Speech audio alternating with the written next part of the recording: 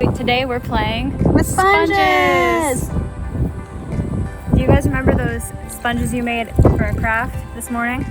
Well, you can throw them at each other for fun with water in them. We like to put them in a bowl of water so that there's lots to replenish them with. And then we like to just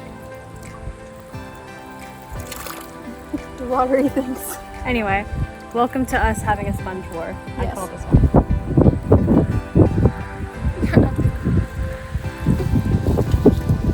Here goes nothing.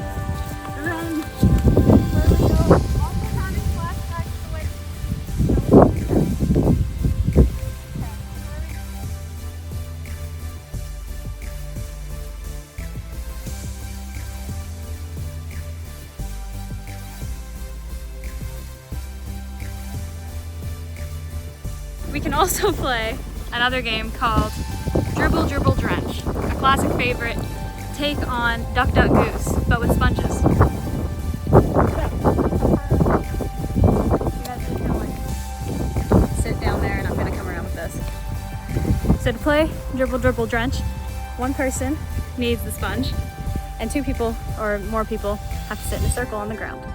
And I'll show you how the game's played. So, here are the ducks sitting on the ground.